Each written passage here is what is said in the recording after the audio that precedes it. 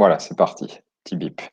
Ok, ben, donc on se retrouve aujourd'hui donc pour une nouvelle session. Oui, excusez-moi pour la semaine passée. Donc on rattrapera le cours. J'ai pas contacté l'administration en fait pour qu'on rattrape le cours. Donc je pense que ce sera la semaine prochaine, très certainement le mercredi ou quand vous avez des disponibilités et pour compléter, enfin voilà, pour pas avoir d'heures de retard.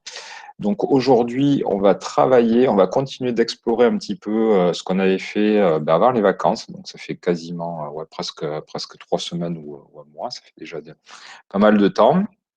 Et on va continuer d'explorer donc cette librairie Matter.js pour compléter les connaissances. Et notamment, on va travailler en fait sur la création de contraintes.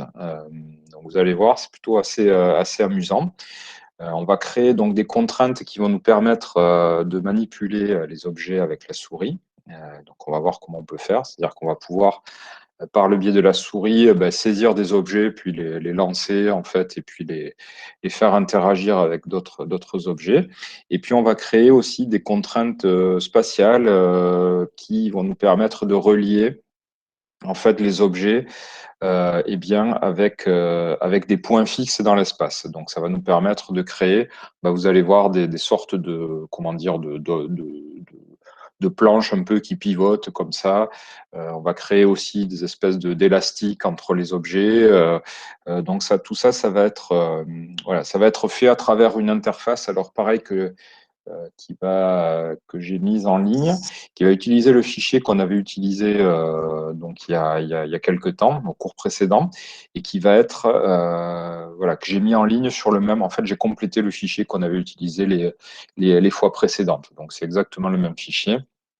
Et on va travailler avec ça. Donc, vous allez voir des fonctions relativement simplifiées et qui vont ajouter encore plus d'interactivité à ce système. Alors, j'avais prévu un petit peu de faire complètement autre chose, en fait, aujourd'hui, et puis et notamment d'étudier les agents autonomes, les boids. Et puis, en fait, je me suis dit que j'avais envie déjà peut-être de compléter en fait les connaissances sur cette librairie, parce que finalement, on a fait simplement que créer quelques objets, donc soit fixes ou soit dynamiques. Et je suis tombé en fait sur, je peux vous montrer. Ah, mais je l'ai pas mis le lien, mince, je pensais que je l'avais mis sur le GitHub. Ah mince, comment je vais le retrouver ça? Ah, mais si, je l'ai mis là, pardon. Je l'ai mis là, je ne le voyais pas.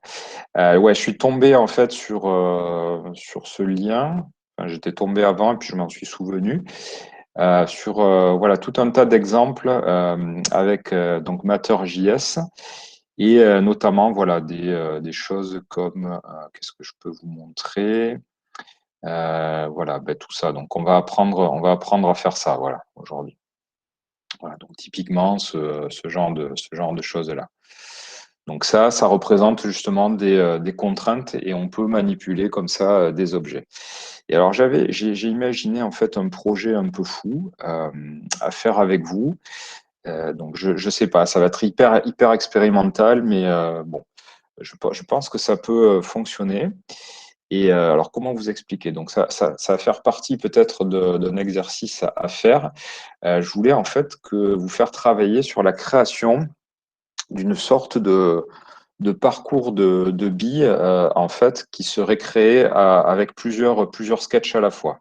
Alors je sais pas si je vais être clair parce que il va falloir que je formule ça un peu plus clairement, mais je voulais faire en sorte que on crée une installation. Donc ça faisait partie des choses que je vous avais indiquées en début d'année, et j'aimerais qu'on crée une installation en fait un petit peu. Je sais pas si vous connaissez ces parcours de billes.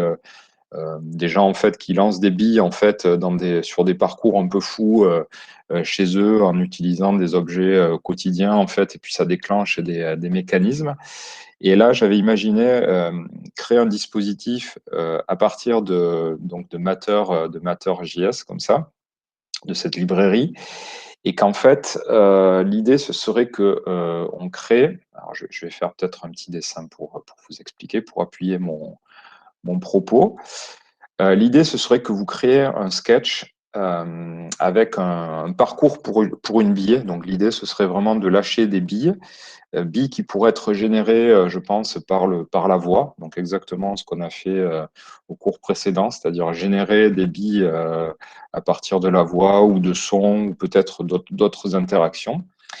Et alors, j'imaginais un dispositif. Donc, bon, j'imaginais ça hier soir. Je ne sais pas si c'est réalisable ou faisable, mais en tout cas, ça pourra faire partie de. Je vous donnerai un exercice dans ce sens. Alors, Tim arrive.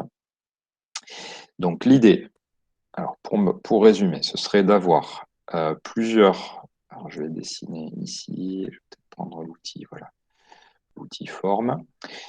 L'idée, donc, ce serait de combiner en fait plusieurs sketchs comme ça. Voilà. Donc, imaginons que ça, c'est un sketch d'un groupe d'étudiants ou d'un étudiant. Voilà. Donc, on pourrait avoir plusieurs sketchs sur, pourquoi pas, plusieurs écrans. Voilà. Donc, on pourrait imaginer, voilà, typiquement, un sketch comme ça. Et l'idée, en fait, ce serait d'avoir un dispositif ici qui permette d'alimenter en fait le dispositif. Voilà. Donc, on imagine ici, hop, on va lâcher ici, j'en sais rien, des billes, donc qui pourraient être générées donc, par la voix, j'en sais rien, par une autre interaction, pourquoi pas. Alors, j'avais fait ça une année, en fait, sur un téléphone portable, avoir une espèce de réserve de billes, et puis on verse comme ça, comme si on versait sur l'écran, et puis les billes, par un système de communication réseau, viennent rentrer sur le premier sketch qui a été désigné ici. Et donc, on pourrait avoir un système comme ça alors je vais les dessiner vraiment de manière sommaire. Bon, je vais peut-être dessiner ça avec l'outil à dessin, mais avoir une série comme ça d'obstacles en fait qui permettent aux billes en fait de naviguer voilà d'écran, enfin en tout cas de sketch en sketch. C'est-à-dire que les billes en fait qui sortiraient sur un sketch par un système de communication, on pourrait les faire re-rentrer ici, donc les caractériser par leur position et puis leur vitesse initiale, les caractériser, puis elles viendraient rentrer ici, donc naviguer ici de sketch en sketch. D'accord? Donc là, par le biais des obstacles, paf, elle rebondirait, puis elle viendrait ici. Alors, ce que j'ai fait, c'est que j'ai regardé hier soir. C'est possible, en fait, de capter le moment où on a des collisions. Et je me disais, ça pourrait être génial de recréer le sketch que j'ai pas pu vous montrer, mais où à chaque fois qu'il y a des collisions, eh bien, il y a une note de musique qui est jouée. Donc, on aurait une espèce comme ça d'installation où on viendrait, en fait, verser des billes ou générer des billes comme ça qui vont suivre un parcours. Donc là, par exemple, elles arriveraient, on créerait une espèce de tunnel là, ici, qui fait que elles arriveraient ici, puis pourquoi pas, elles repartiraient ici, mais pour naviguer, et puis terminer leur course ici voilà, sur quelque chose, ou j'en sais rien, voilà, sur un dernier écran. Et j'imaginais, alors voilà, c'est là, il faut que je me renseigne, je pense, cette semaine. J'imaginais, voilà, donc je vous avais parlé de cette plateforme-là qu'on est en train de développer qui s'appelle Interaction Art et qui va permettre comme ça de créer des interactions de manière un petit peu uniformisée sur des installations physiques à distance. Et je me disais, ben, pourquoi pas utiliser ce dispositif et pourquoi pas avoir un dispositif comme ça. Donc là, il faut imaginer que en fait, ce dispositif-là serait composé de ça, par exemple, ça pourrait être un écran. Voilà. Donc ça pourrait être un deuxième écran ici. Ça, un autre écran, d'avoir une sculpture en fait faite d'écran, enfin une sculpture faite voilà d'écran. Donc là, par exemple, on aurait 1, 2, 3, 4, 5 écrans. Donc, serait connecté en fait un petit ordinateur type Raspberry Pi derrière. Et cette installation-là, ben voilà, elle serait un petit peu, voilà, pas monumentale, mais on aurait voilà, une sorte de, de structure d'écran qu'on pourrait installer en fait à la fabrique Paula. Donc ça, tout ça, voilà, j'ai eu cette idée hier soir, mais ça fera en sorte que vous puissiez travailler en fait en gros comme sur le principe de cadavre exquis, c'est-à-dire que vous partez du principe en fait que vous allez recevoir en fait en entrée des billes et puis, il va falloir les faire circuler, donc avec un système d'obstacles, j'en sais rien, de contraintes, pour les orienter et les faire naviguer en fait jusque bah, qu'elles arrivent un petit peu en bas, voilà, qu'elles circulent. Et tout ça générerait en fait au fur et à mesure donc du système des sons en fait, voilà. Donc on pourrait, donc je pense qu'il y aurait à la fois une création graphique, c'est-à-dire que chacun pourrait donc personnaliser en fait les graphismes, c'est-à-dire qu'une bille en fait qui arrive, j'en sais rien, ici sur le premier écran, ben, comme par magie, elle se transforme en une autre bille, une autre représentation, mais elle garderait ses attributs en fait physiques de position. Et donc ça, on pourrait installer ça ou on installerait ça sur un mur en fait. Voilà. Donc il faut imaginer ici qu'on aurait un mur. Donc voilà, avec une installation qui ferait, j'en sais rien, à peu près, ouais, ça pourrait faire de 2 mètres de haut, je pense, ou quelque chose comme ça. Et on aurait une interaction ici, ou alors soit ça pourrait être à l'inverse, on pourrait venir alimenter ici avec des particules et qui, elles, suivraient un chemin par une gravité inverse. Donc ça, je vais vous montrer comment on peut manipuler la gravité dans Matter.js, ce qui va nous permettre d'ailleurs de revoir un petit peu la notion de contrôle qu'on avait évoquée l'an dernier. Mais voilà, donc j'ai pensé à ça hier pour vous faire travailler voilà, sur un projet un petit peu collaboratif et avec cette idée que ben voilà, vous allez pouvoir travailler comme ça sur différents sketchs et à la fin, on va pouvoir les empiler pour créer une installation globale en fait. Voilà, donc ce serait, je pense, un travail par groupe à faire. C'est un projet que j'avais déjà, enfin, pas sous cette forme-là, mais un projet que j'avais déjà mené il y a 4-5, ouais, non, même plus que ça, il y a 6 ans, c'était en 2015 à l'ECAL. Et j'avais fait travailler en fait des étudiants sur un dispositif comme ça, demi-circulaire, où ils travaillaient un peu en aveugle, c'est-à-dire qu'ils avaient comme consigne de recevoir en fait des impulsions ou des billes qui venaient de la gauche. Ils devaient les faire circuler donc, de manière complètement libre, donc soit sous forme de particules ou soit sous forme de, j'en sais rien, d'éléments graphiques pour les faire sortir sur la gauche. Et donc on avait, à la fin, on avait mis tout ça en connexion et en fait ça faisait une espèce de voilà de navigation, de flux comme ça, assez beau en fait. Ça créait un cadavre exquis de composition.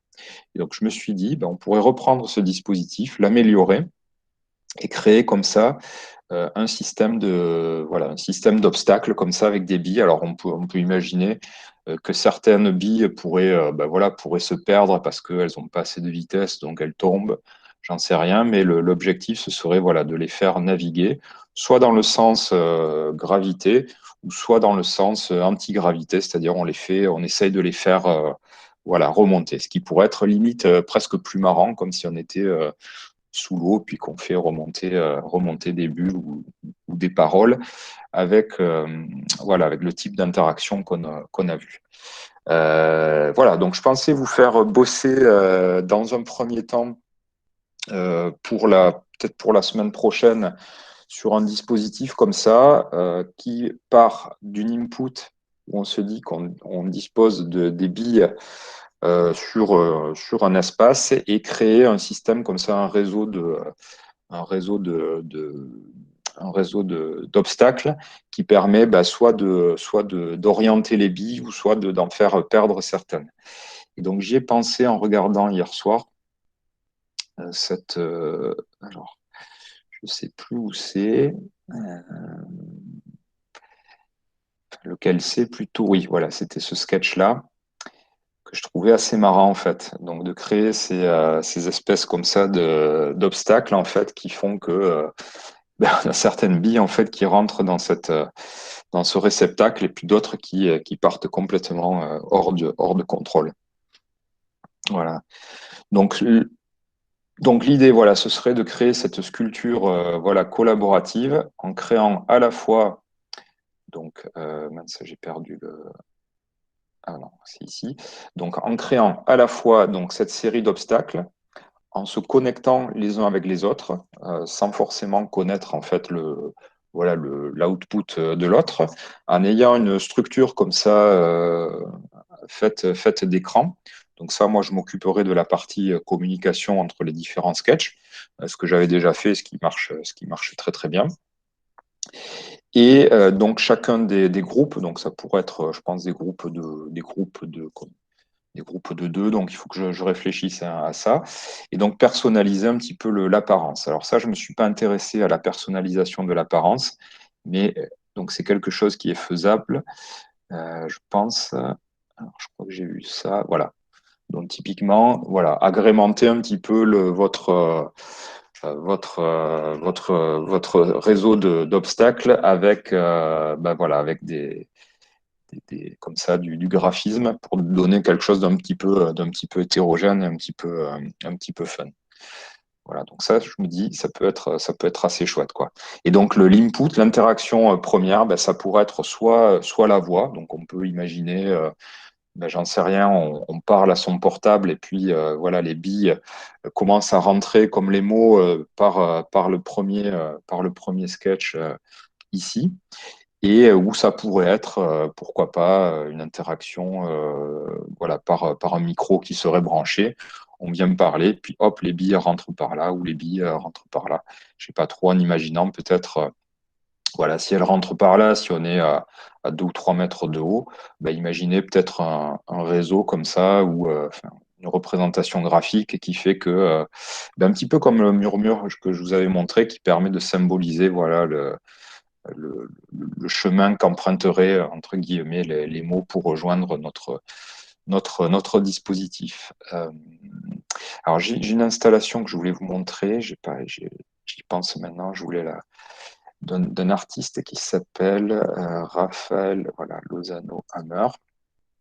Il a fait un dispositif un petit peu physique de communication. Alors, est-ce que je vais le retrouver comme ça facilement? Je ne suis pas sûr. Ouais, j'essaierai de vous le retrouver, mais sur un dispositif où, comme ça on parle et en fait ça déclenche comme ça une cascade en fait une cascade d'éléments. Voilà.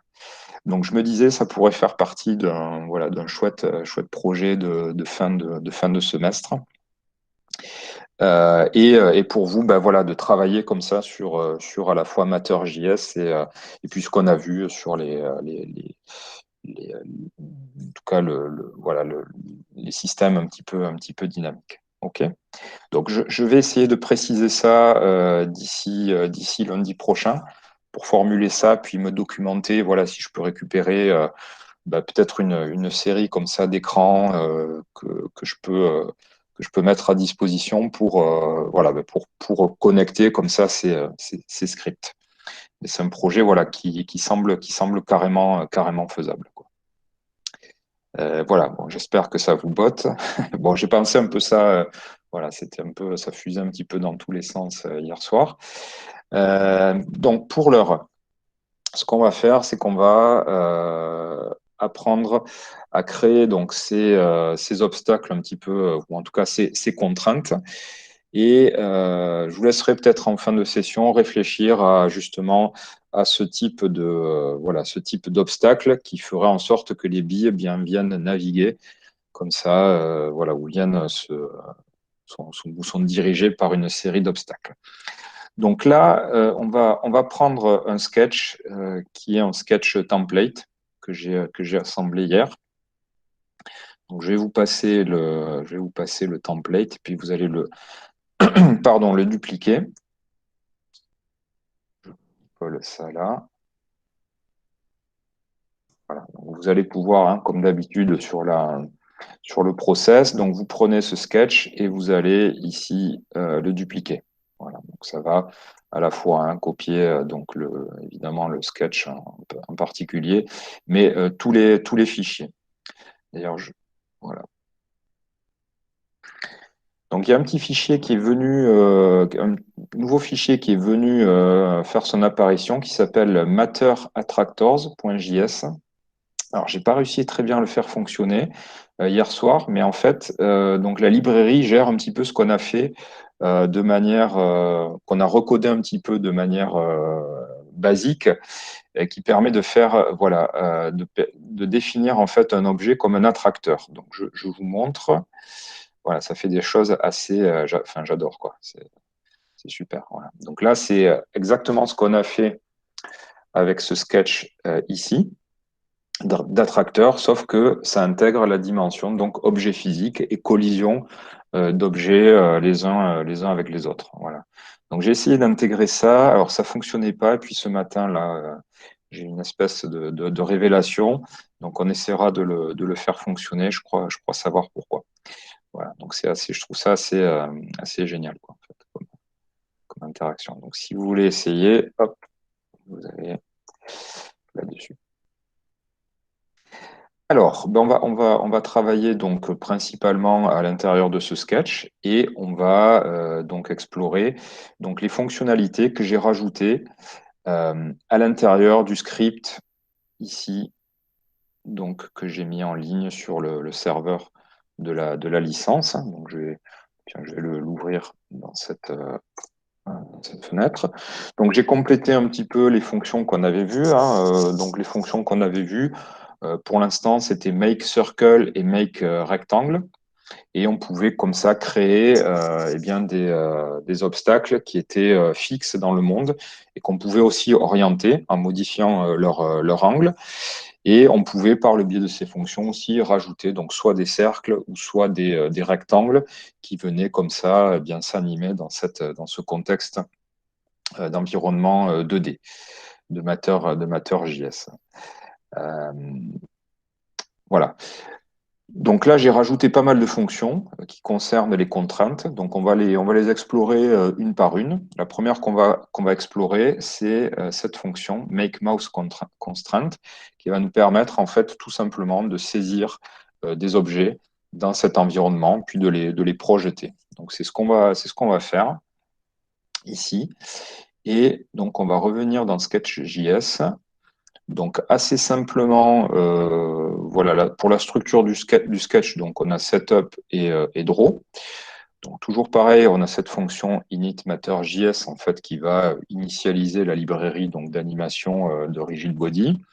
Create walls, donc je vous rappelle, c'est une méthode en fait qui va générer quatre rigid body, quatre rectangles, mais autour de l'écran de sorte à ce que les objets qu'on plonge dans cet espace eh bien, ne sortent pas de l'écran. Create bodies, c'est une fonction qui est implémentée ici, qui pour l'instant est vide, donc on va la remplir ensuite. Create constraints, donc ça, create constraints, c'est là où on va créer les contraintes. Donc vous voyez, j'ai créé plusieurs fonctions pour bien séquencer vraiment la création et l'organisation des objets. Et donc, cette fonction-là, run simulation, ben, une fois qu'on a créé notre environnement, eh bien, anime les objets, donc trouve les collisions, voilà, fait bouger les objets, etc. Voilà, donc tout ça, on aurait pu d'ailleurs le mettre dans une grosse fonction pour n'appeler que cette fonction. Bon, donc ce qu'on va faire, première chose qu'on va faire, eh bien, on va se créer un rigid body, comme on a l'habitude de faire. Donc, on va se créer pour l'instant un simple cercle et on va le créer en fait avec une variable. Donc, on va associer à cet objet une variable. Alors, voilà, je vais redimensionner ça. Et on va l'appeler ici, on va l'appeler, tiens, body, hop, body circle. Donc là, pour l'instant, on ne fait pas ce qu'on avait fait les semaines précédentes, à savoir avoir une liste d'objets. Là, pour l'instant, on va vraiment travailler sur un ou deux objets et créer des contraintes sur ces objets. D'accord? C'est ce qu'on va faire. Donc, body circle, OK, ben on va ici, donc on va se mettre ici dans la fonction create bodies. Et on va donc ici faire body circle. Donc c'était make circle fonction. Et si je me souviens bien, on lui passait donc la position et son rayon. Donc on va lui passer la position, j'en sais rien, on va la créer, tiens, j'en sais rien, voilà, un x égale 100. Y, bah, pareil, on va le mettre en 50 et on va lui donner un rayon de 50. D'accord? Donc ça crée un objet de type cercle dans votre contexte en 2 dimensions et bah, ça va le simuler. Donc ça lui donne un poids et on va le soumettre aussi à la gravité. D'accord? Donc si je lance ça, voilà, il n'y a rien qui se produit, c'est normal parce que pour l'instant, je ne dessine pas cet objet. Mais le moteur physique est en train de l'animer derrière, de faire des calculs, etc. Mais pour l'instant, on ne le représente pas. Donc ça, on va le représenter. Et alors, pour simplifier, j'ai rajouté dans le petit fichier hier soir, j'ai rajouté la fonction que j'avais pas, mais alors est-ce que je l'ai rajouté? Oui, draw circle. D'accord? Donc, draw circle, vous allez lui passer un objet qui a été créé par la méthode make circle et il va vous le dessiner automatiquement. Donc, on y va. Donc, ça va simplifier et unifier aussi un petit peu les écritures. Donc, draw circle, et on va lui passer, bien évidemment, la variable qui nous sert donc de référence sur l'objet. Là, les semaines précédentes, on l'avait dessiné directement en allant regarder en fait les variables position sur l'objet, body circle, etc. Donc là, vous voyez, c'est simplifié. Donc je fais ça et OK.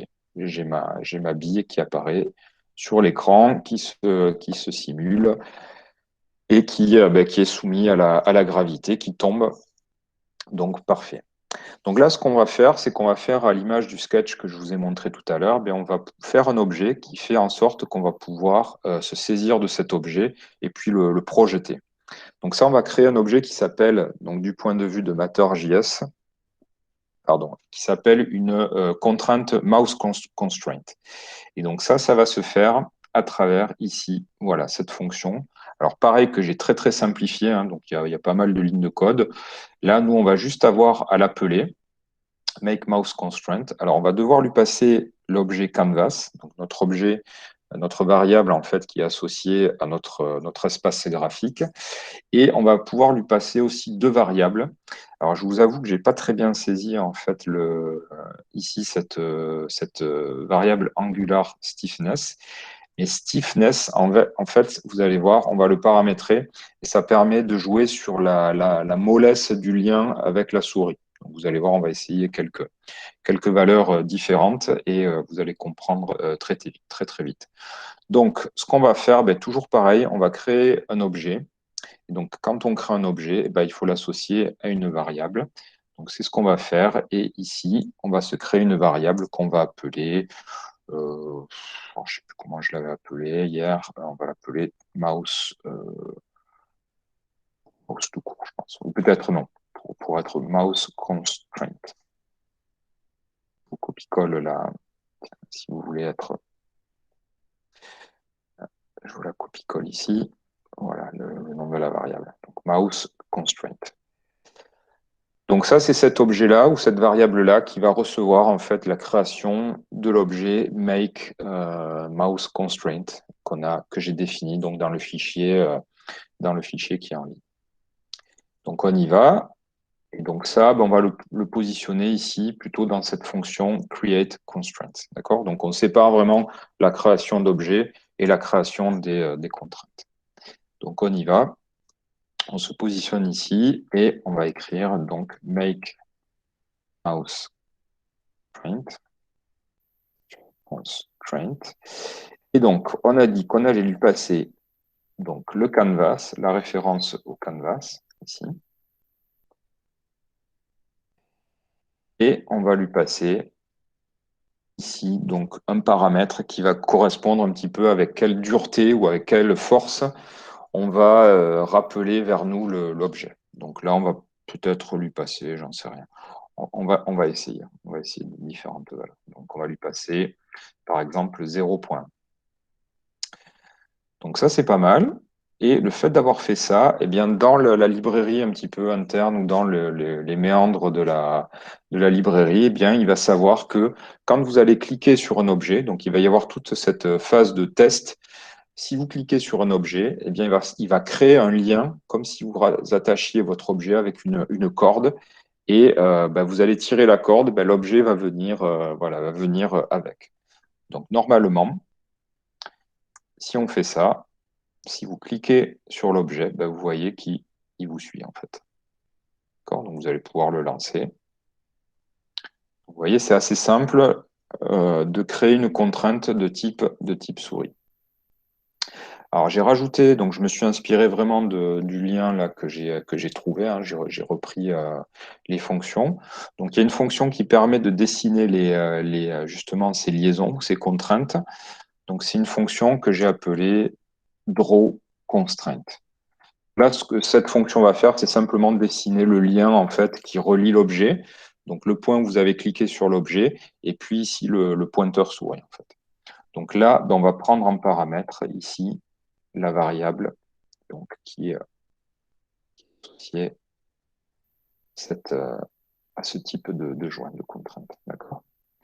Voilà. Donc, vous voyez, pareil, là, on lui passe la variable donc, qui nous sert à référencer cet objet mouse constraint. Alors, il y a une erreur, ça ne démarre pas. Cannot read property of undefined. Alors, mince, il y a une erreur. Alors, qu'est-ce qui se passe? Line 23. Alors, est-ce que ça marche, ça? Excusez-moi, je vais aller voir, comme j'ai écrit ça hier. Ah non, pardon, c'est draw mouse. Je me suis trompé. Ça, c'est pour les autres contraintes, excusez-moi. Donc ça, c'est draw mouse. Voilà. Ça, voilà, c'est pour il y avait un traitement un petit peu particulier à faire pour les contraintes type souris. Donc là, voilà. Donc c'est la fonction draw mouse. Bon, j'aurais pu l'appeler d'ailleurs draw mouse constraint. Donc vous voyez qu'elle dessine bien, un petit trait vert en fait. Donc il part du point sur l'objet que vous avez sélectionné et qui rejoint le pointeur souris. Donc vous voyez que si vous ne prenez pas le cercle en fait par le centre, en fait il va avoir, il faut imaginer comme si vous aviez voilà, un fil qui était relié à un objet, mais qui passe pas, qui n'est pas relié au centre de gravité. Donc l'objet va avoir tendance, voilà, si vous faites des gestes un peu brusques, à avoir un mouvement de rotation, mais autour du point d'attache. D'accord. Donc on va essayer de modifier ce paramètre ici qui représente la dureté avec laquelle on rappelle l'objet vers la corde. Donc c'est un peu finalement, en gros, je pense que ça revient à si vous liez votre objet soit avec une corde bien raide ou soit avec un élastique. Donc ça revient un petit peu à ça, ce paramètre, je pense. Voilà. Donc là, vous voyez, je l'ai mis très faible. Donc là, on est sur un élastique voilà, qui est même trop lâche et qui rappelle pas vers lui le cercle. Donc là, voilà. Donc là, vous voyez, j'ai mis 0,01 ici à la place de 0,1, donc 10 fois moins. Et vous voyez que là, on a cet effet un petit peu élastique, hein. Voilà. Ce qui peut être assez amusant, quoi. Ouais, donc pour relâcher l'objet, il faut toujours relâcher la souris voilà, sur le sketch. Donc ça, voilà, stiffness. Et alors, je pense que l'autre paramètre, à mon avis, angular stiffness, c'est la même chose, mais pour la rotation. Donc, on va pouvoir essayer de lui passer un troisième paramètre. Tiens, on va essayer. Donc, par défaut, il était à 0, je crois. On va essayer de lui passer 0, 0. Donc ça, je vous avoue, j'ai pas testé. On va voir ce que ça donne. Ouais.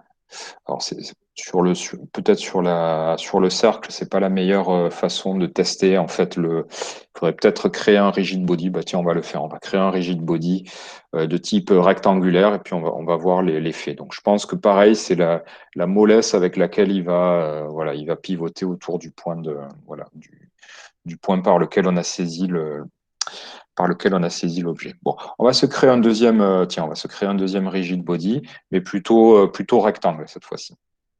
Donc, toujours pareil, on va créer une variable. Donc, on va mettre, tiens, je vais masquer ça parce qu'on n'en a plus besoin. Enfin, si on en a besoin, mais ça va pas forcément bouger là pour l'instant. Et tiens, on va le créer ici. Donc, si je vous l'avais montré, ça, le fait de pouvoir créer comme ça plusieurs variables sur sur la même ligne. Donc, on peut écrire let, une première variable, virgule, une deuxième variable, virgule, une troisième variable. Voilà. Donc, ça permet un peu voilà, de compresser les écritures et de ne pas avoir une déclaration de variable par ligne, ce qui peut un petit peu allonger. Donc là, ce que je fais, c'est que je vais créer sur une ligne, enfin, en tout cas, écrire sur une ligne toutes les variables qui correspondent aux objets et sur une ligne toutes les variables qui correspondent aux contraintes que je vais créer. Voilà. Donc, ça permet voilà, d'organiser un petit peu le sketch comme ça. Donc là, on va créer tiens, un body rect. Ah, ça et ça, eh bien, je vais ici me positionner donc, dans cette fonction create bodies. Et donc, je vais faire, je crois que c'est make, il me semble. Donc, c'est par rapport au centre. Donc, on va donner sa position. Donc, allez, on va dire 200, 100. Donc, la position du centre. Et troisième et quatrième paramètre, on va lui passer la largeur et la hauteur. Donc, on va créer tiens, une petite tige qui va faire allez, 150 par, j'en sais rien, par 25. Donc là, pareil, on l'a créé, mais on ne la dessine pas. Donc, il va falloir euh, rajouter ici eh bien, la fonction de dessin. Ouais, mince, je suis en train de modifier le template, j'aurais dû dupliquer. Bon, c'est pas très grave. Donc ici, on a une fonction. Pareil, j'avais mis une fonction en fait qui s'appelait drawRectangle et on lui passe, elle attend évidemment une variable de type qui a été créée avec makeRectangle. Donc une fois qu'on a fait ça, voilà. Donc là, j'ai créé et je dessine mon objet. Donc la contrainte de type mouse, hein, elle va vraiment s'appliquer à tous les objets qui sont créés sur votre environnement, enfin sur votre canvas. Donc là, ça devrait, voilà, ça fonctionne. Vous voyez que là, on voit mieux l'objet qui pivote donc vraiment autour du point qui a été sélectionné. Donc un peu style majorette là. Voilà, et donc je vais essayer de le prendre par son centre. Voilà, centre de gravité. Voilà, donc là, il a tendance à pivoter. Donc je vais peut-être voilà, me remettre en 0,1 au niveau de la force en tout cas du coefficient de la force de rappel. Et voilà.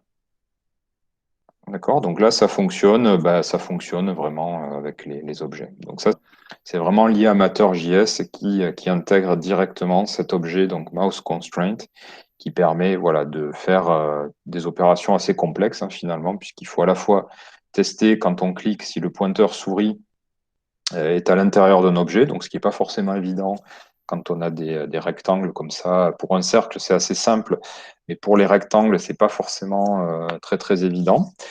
Et pour d'autres objets un peu plus complexes.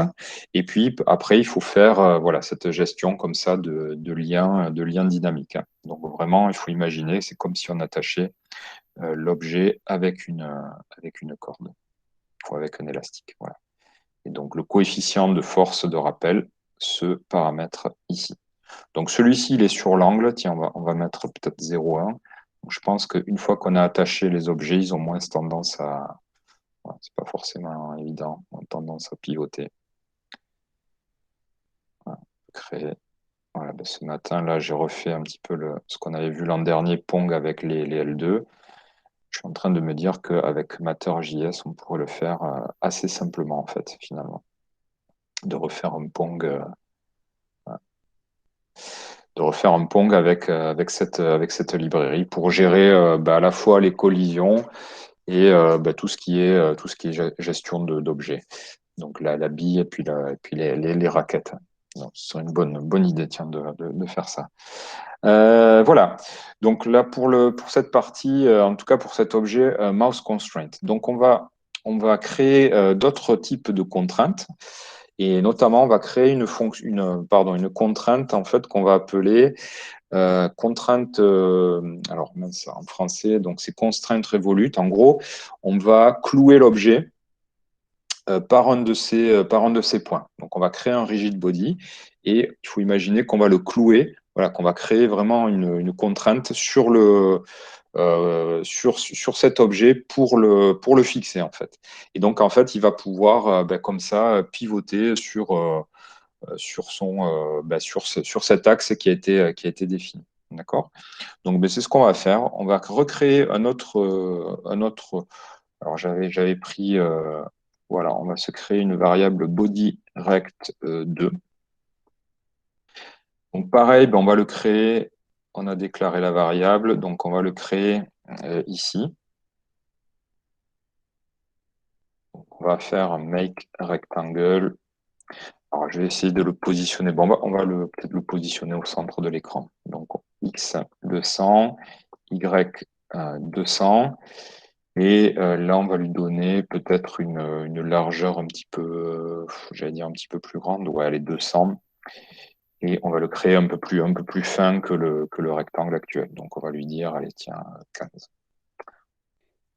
Donc ça, on crée un deuxième rectangle, sauf que lui, on va l'accrocher par un point. Donc, on va voir comment on peut positionner l'accrochage de ce point pour qu'il reste fixe. Donc, c'est pas vraiment, enfin, c'est comme un obstacle, mais donc on avait créé des obstacles, mais qui restaient vraiment fixes, ils ne bougeaient pas. Là, vous allez voir, on va créer un obstacle, mais qui peut se mouvoir, donc par des mouvements de rotation autour du point qu'on va définir par le biais de cette contrainte. Donc, on va le dessiner. Donc, une fois qu'on l'a créé, on va le dessiner ici. Donc, on va dessiner rectangle ici et body rect 2. Voilà. Donc là, il devrait être soumis, voilà, comme les autres objets, à la gravité. Alors, j'ai un plantage, je pense, puisqu'il n'y a rien qui s'anime. Qu'est-ce que j'ai écrit? Draw rectangle. Ah oui, d'accord. Donc j'ai fait une erreur de syntaxe à ce niveau-là. J'ai pas mis de R majuscule. Ah, je l'ai vu. Qu'est-ce qui s'est passé? Je l'ai vu traverser le bas de l'écran. Alors ça, c'est possible que ce soit lié à sa finesse. En fait, il est trop fin et la détection de collision, en fait, fonctionne pas bien. Bon, je vais le remettre à 25. Voilà. Je pense qu'il y avait petit, un petit bug, mais le voilà. Donc voilà notre rectangle ici. Donc qui est légèrement plus grand que, que body rect. Ok, donc maintenant, ce qu'on avait prévu de faire, on va le fixer à l'écran. Alors, comment on va le fixer? On va créer une contrainte. Et cette contrainte, eh bien, toujours pareil, on va la manipuler à travers donc une variable que je vais écrire ici. Donc, je ne sais pas comment je vais l'appeler. Je vais l'appeler, on va l'appeler, tiens, rect de constrainte. On sait que. Donc, vous voyez que dans le choix des variables, hein, j'essaie de choisir des variables vraiment qui veulent dire quelque chose. Et là, voilà, donc je réfléchissais, je me disais comment on pourrait l'appeler. En fait, peut-être le mieux, c'est voilà, d'avoir une convention qui dit que bien là, ça débute par ici le nom de l'objet. Alors, ça aurait pu être, si j'avais été plus rigoureux, body rect de constraint. Bon, c'est un peu non en rallonge. Donc là, je sais que je vais créer cette contrainte va s'appliquer vraiment sur l'objet body rect 2. D'accord? Donc ça, c'est assez logique de la nommer comme ça. Ok, bon, ben on va aller dans notre fonction ici. Donc, tiens, je vous copie la variable. On va aller dans la fonction create constraint et on va donc assigner à cette variable, eh bien, le résultat d'une opération de construction qui va être, alors je ne me souviens plus comment je l'ai appelé, donc je vais aller le chercher dans ce fichier qui est ici make revolute constraint. Voilà, ça suffit. Cette fonction make revolute constraint. Donc je vais aller regarder voilà sa définition. Voilà, ben, tout simplement, elle prend en entrée un rigid body, donc un objet. Donc pourquoi ça? Ben, en fait, je pense que ça fonctionne comme ça. Donc vous créez un objet dans l'espace, vous lui appliquez donc comme ça une contrainte, et voilà, ce que ça fait, c'est que ça va le clouer à son centre de gravité, en fait, au centre de l'objet. Donc c'est assez simple finalement. Et donc ici, ben, on va simplement passer l'objet qui a été créé, qui s'appelle bodyRect. Voilà. Le fait d'écrire simplement ça va clouer notre objet sur la scène à l'endroit où il a été créé, donc pour nous en 200-200. Donc on devrait voir apparaître ici voilà, l'objet qui est fixe voilà, au centre de l'écran, mais vous voyez maintenant qu'il peut pivoter par rapport à son centre. D'accord? Donc si on lui met une sorte voilà, de bille, il pivote. Voilà, donc ça, c'est contrainte ponctuelle. Donc on attache l'objet dans notre univers comme un obstacle, mais avec la possibilité quand même de se mouvoir donc autour de son centre de gravité. Voilà, donc là, plutôt simple comme écriture, ce qui est assez drôle. Donc dans les exemples que vous avez vus tout à l'heure là sur l'espèce de loterie où il y avait des billes un petit peu dans tous les sens. Donc après, il y a la possibilité en fait de dire à ces objets d'avoir une certaine force motrice, en fait, de leur dire, ben voilà, tu es quand même attaché à un endroit, mais on va te donner quand même, comme s'il y avait un moteur qui était attaché pour la faire pivoter. Donc ça, j'ai pas fait de fonction simplificatrice, mais je pourrais regarder pour ajouter ça à notre petite librairie de fonctionnalités. Ça peut être assez intéressant. Donc je vous rappelle, c'était cet objet ici, voilà, celui-ci. Donc là, ils ont fait exactement pareil. Un rectangle qui est accroché par son centre de gravité. Par contre, il a une force qui lui permet de pivoter. Puis voilà, il y a la mouse constraint aussi. Donc, hop, voilà. Voilà, donc ça, c'est pour la partie contrainte par un point. Donc, ce qu'on va faire maintenant, alors j'étais en train de me demander si j'allais pas augmenter un petit peu la largeur de mon canvas. Ouais, je vais le faire parce que sinon, je pense que je vais pas plus avoir trop de place. Donc, on va dans le setup, je vais peut-être voilà, passer en 600 par 400. Ça, j'aurai un peu plus de place pour mettre d'autres objets ici, notamment, ce qu'on va faire, c'est qu'on va créer une contrainte de type filaire. Donc, en gros, ce qu'on va faire, c'est qu'on va donner un point dans l'espace, on va donner un objet qui est créé dans l'espace, et puis on va lui dire de connecter les deux. Donc, ça va être donner un point dans l'espace et donner un point. Alors, non pas un point qui serait, comment dire, en coordonnées globales de la fenêtre, mais on va lui dire, bah, par exemple, plutôt que de prendre par défaut le centre de gravité, on va donner un point qui se décale en x de -10 ou de +10 et pareil en y.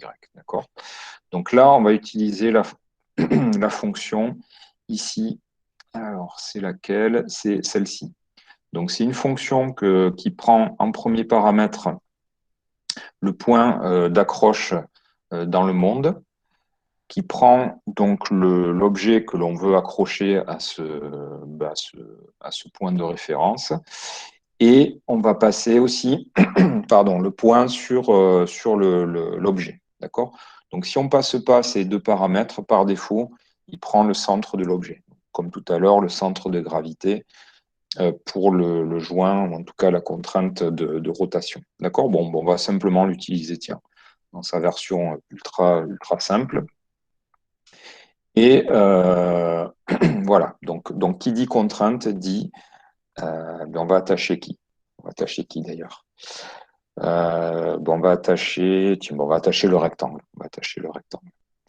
Alors peut-être que le rectangle, on va le déplacer un petit peu plus par là, voilà, pour pas qu'il interfère avec ça, parce que sinon, si on crée à la fois ici cet objet et puis le fil, donc ça risque de créer peut-être alors pas des bugs parce que la librairie est assez solide, mais ça va peut-être créer des espèces d'oscillations un petit peu bizarres. Donc je vais juste déplacer ce rectangle et on va se le déplacer ici en X pour être tranquille. Donc c'est lui, on va le déplacer en X, je sais pas, en X par exemple 400. Voilà, donc là il est bien. Voilà, d'ailleurs, vous voyez que le cercle tombe sur voilà, sur cette. Alors voilà, alors, je vous ai pas montré, mais on peut saisir aussi l'obstacle. Donc, vous voyez il essaye de l'attirer vers nous, mais comme il répond à deux contraintes, ben, il revient toujours en place. Voilà. Donc, je pense qu'il y aurait vraiment un moyen peut-être de le fixer encore de manière plus rigide. Là, on voit quand même qu'il bouge autour du point. Bon, ça, je pense qu'il y aurait une petite amélioration à faire pour que ce soit encore plus précis, qu'on n'ait pas la possibilité de l'attirer comme ça vers. Bon, ok. Donc lui, ce qu'on va faire, c'est qu'on va l'attacher. On va l'attacher en haut de l'écran. Donc on va créer une contrainte en fait qui va partir d'un point ici. Donc on va pouvoir partir de peut-être de 400 ici et de 0. Et on va attacher notre objet d'abord par son centre. Donc c'est ce qu'on va faire. Et pour ça, on va créer une contrainte. Donc je vais rajouter ici eh bien, une variable que je vais appeler rect constraint. Voilà, et donc il va s'adresser bien à cet objet-là. D'accord? Donc pareil, une fois que j'ai créé cette variable-là, je vais retourner ici dans ma fonction create constraint. Je la copie ici et je vais créer donc cette contrainte avec la fonction qui s'appelle donc tout simplement make constraint. On y va, rect constraint. Ici, eh bien, on va faire une make constraint qui va prendre trois paramètres. Donc, le point d'attache du fil de cette contrainte, hein, puisque c'est un fil. On avait dit en 400, 0. Et on va lui passer eh bien l'objet auquel on va l'attacher, qui est donc body rect. Okay. Donc là, ce qu'on devrait voir, c'est que notre rigid body, il va être attaché de manière invisible. Voilà. Donc là, il est attaché au fil. Donc si j'essaye de le prendre, vous voyez que on a l'impression qu'il tangue parce que, eh bien, il est accroché au fil. Donc ce fil-là, on va le dessiner. Et c'est là qu'on va utiliser la fonction que je voulais utiliser tout à l'heure. Je m'étais planté, qui est draw constraint. Donc là, dans le dessin, on va faire un draw constraint. Et puis, on va lui passer la variable donc, qui correspond à cet objet constraint.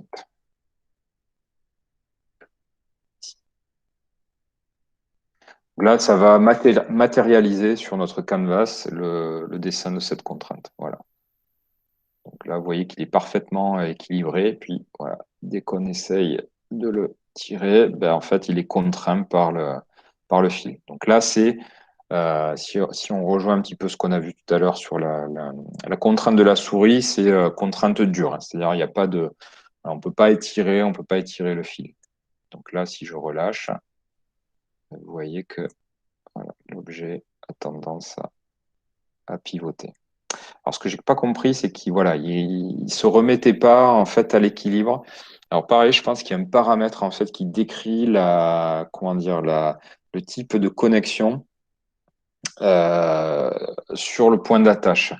Donc là, je pense que le type de connexion est assez rigide, enfin, est très dur. Donc, ce qui fait que, en fait, l'objet ne pivote pas. Mais à mon avis, on doit pouvoir régler ça. Donc ça, ben, pareil, si on déplace l'objet ici, plutôt que de le mettre en 100, ben, tiens, je vais le mettre en 300. Ben, il va d'autant plus, voilà, allonger le fil, hein. Donc il y a une interaction évidemment avec le reste, hein. Vous voyez que voilà, ça se, les forces s'appliquent un petit peu partout. Donc si je relâche, voilà, je peux, voilà, donc je peux pas le faire passer dessus. Lui, peut-être je peux voilà, le faire pivoter comme ça. Non, bon voilà, je suis coincé là. Peut-être rajouter la boule.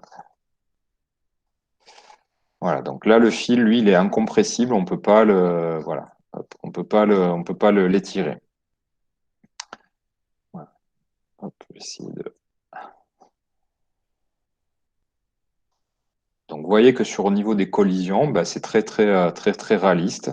Ça utilise vraiment la physique des solides. Et donc, Matter.js gère vraiment toute cette partie-là, donc collision plus résolution en fait des forces en fonction des contraintes qui sont des contraintes et des forces qui sont appliquées aux objets. Ok. Donc ça, c'est pas mal. Donc je vais vous montrer maintenant comment on peut modifier pardon, la gravité. Donc pour l'instant, vous avez vu tous les objets tombent vers le bas de manière assez naturelle.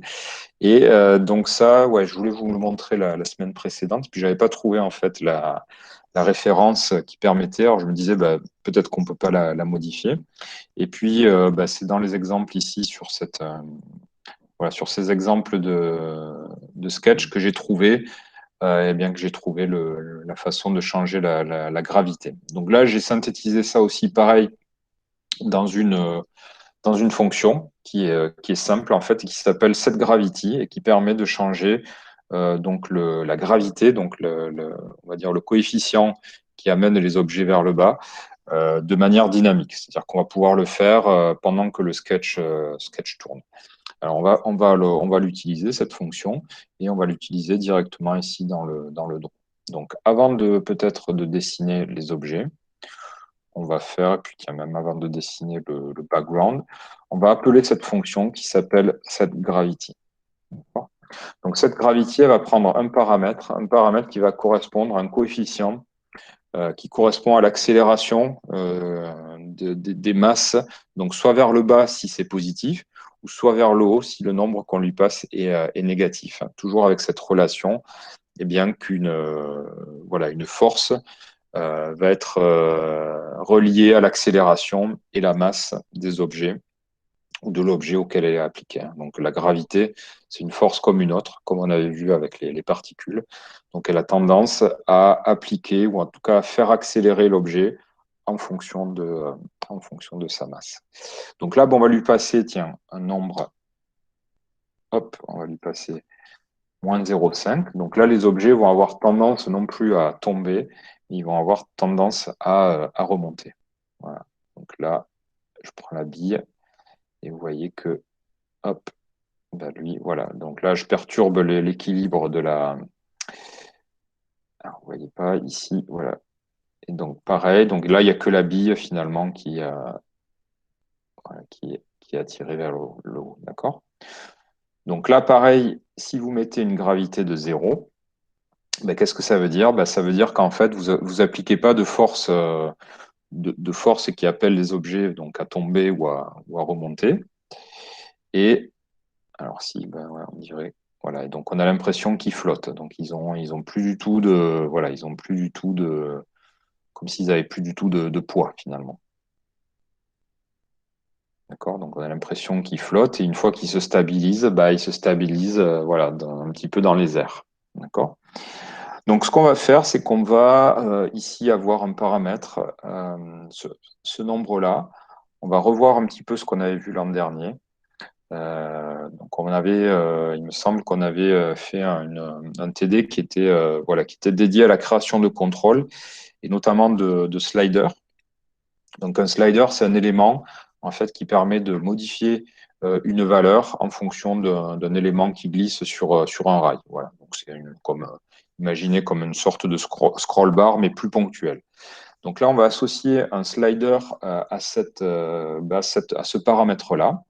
Et donc pour cela, eh bien, on va avoir besoin d'une variable, toujours pareil, qui va représenter le slider. D'accord? Donc on va l'appeler, on va la déclarer ici. Et on va l'appeler slider quelque chose. Donc on peut l'appeler slider gravity. Donc ça, c'est une variable. Quelque part dans le code, on va écrire slider gravity égale donc quelque chose qui va nous créer un objet, donc un objet graphique dans la page web, et sur lequel on va pouvoir récupérer une valeur qui va dépendre de la manipulation donc, de l'utilisateur. Donc on y va. Ça, on va le créer. Alors où est-ce qu'on peut le créer ça? On va le créer, tiens, peut-être juste après la création du canvas, ici dans le setup. Et donc la création d'un slider, c'est la fonction createSlider. Et cette fonction-là va prendre plusieurs paramètres. Donc, les trois premiers paramètres, ça va être la valeur minimum du slider, la valeur maximum et la valeur par défaut en fait de ce slider. Okay. Donc valeur minimum, on va passer -1. Valeur maximum 1. Par défaut, la gravité, eh bien, on ne sait pas quelle est la valeur par défaut en fait de la librairie. On va mettre 0 pour l'instant. Donc, on va centrer. 0, c'est pile entre -1 et 1. Et on va passer un dernier paramètre, en fait, qui est le pas avec lequel on va pouvoir manipuler ce slider. D'accord? Donc, on va passer un pas de 0 à 1. Donc 0,1, ça veut dire que on va pouvoir avoir les valeurs -1, -0,9, -0,8, etc. 0, 0,1, 0 jusqu'à donc 0,9, 1. OK? Voilà. Donc on va essayer ça ici. Et normalement, on devrait se retrouver ici avec un élément, un slider sur voilà, sur notre sketch. Hein. Ouais, donc c'est très très simple de rajouter comme ça des éléments graphiques. Et voilà, donc pour répéter, hein, on crée une variable et à cette variable-là, dans le setup, on lui assigne le résultat de l'opération createSlider. Donc, il y a une fiche sur la référence de processing qui prend la valeur minimum. Donc, quand on sera ici, la valeur qui est associée au slider sera -1. Quand on sera ici, ce sera la valeur 1. Et donc, par défaut, nous, on a mis la valeur 0. C'est pour ça qu'on se retrouve avec le point qui est centré sur le slider. OK? Et donc, 0,1, eh bien, c'est le pas. Donc là, vous voyez, je ne sais pas si vous voyez bien, mais on a l'impression que voilà, le slider est un petit peu cranté. Donc voilà, si je fais un rapide calcul, normalement, on devrait avoir 20 pas, puisqu'on a un intervalle qui fait 2 de distance. Okay. Donc pour l'instant, vous voyez que ce slider n'a aucun effet.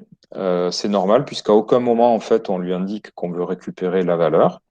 Et donc, bien, on va écrire ici la récupération de la valeur. Donc, plutôt que d'écrire ici dans le set gravity 0, on va ici récupérer directement. On va aller lire la valeur qui est associée à ce slider. D'accord? Donc, on va écrire des choses comme ici, slider. Alors, je crois que c'est la méthode value. D'accord?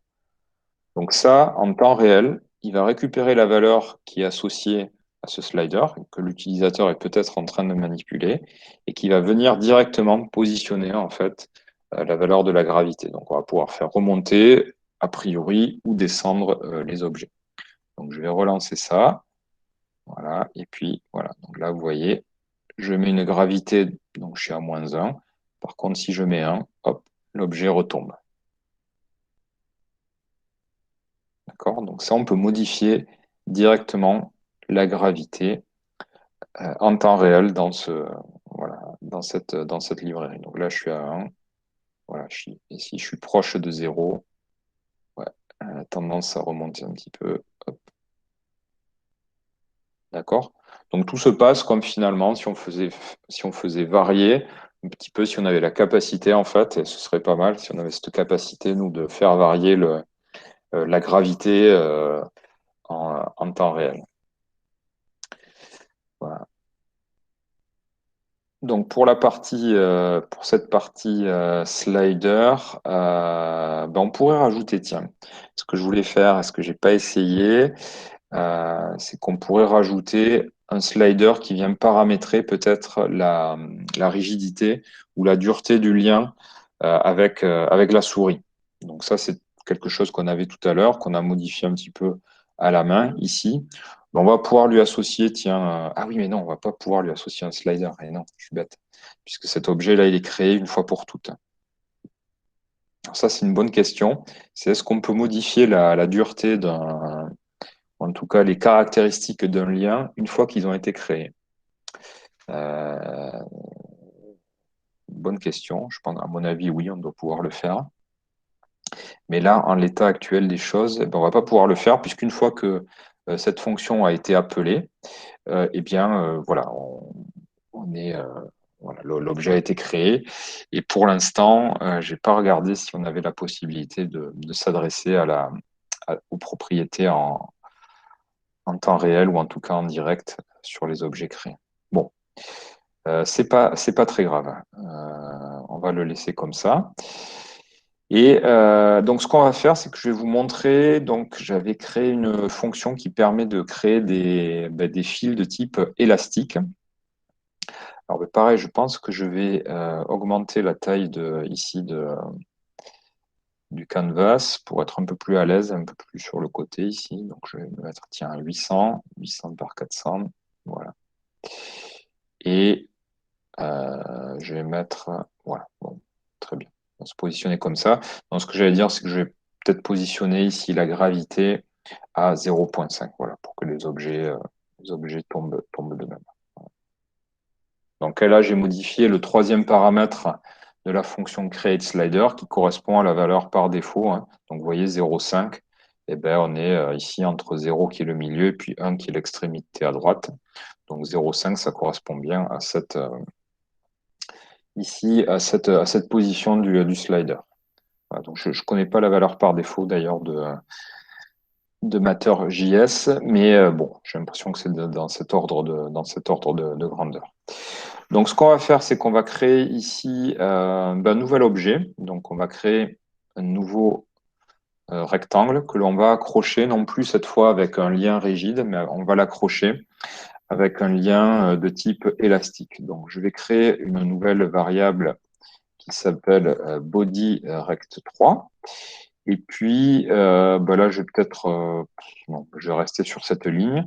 Et donc, je vais en même temps créer une contrainte donc, sur cet objet. Là, pour l'instant, je n'ai simplement fait que créer les variables, hein. Donc, j'ai rajouté body rect 3 et ici rect 3 constraint. Donc, body rect 3, on va créer donc cet objet dans la méthode create bodies ici. Voilà. Donc, tiens. Bon, je l'écris, allez. J'allais copier-coller. Donc, body rect 3, c'est make rectangle. Et donc, on va se positionner, tiens, un petit peu par ici. Donc, je dirais, allez, on va se mettre en 600. 600, 200 et pareil, on va créer 200 et 25.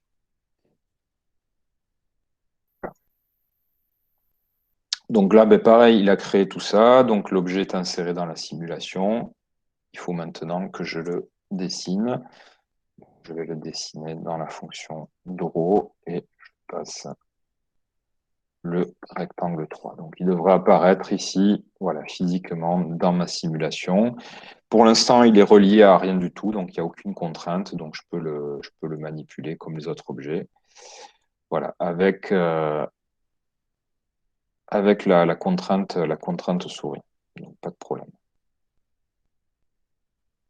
Donc ça fonctionne bien.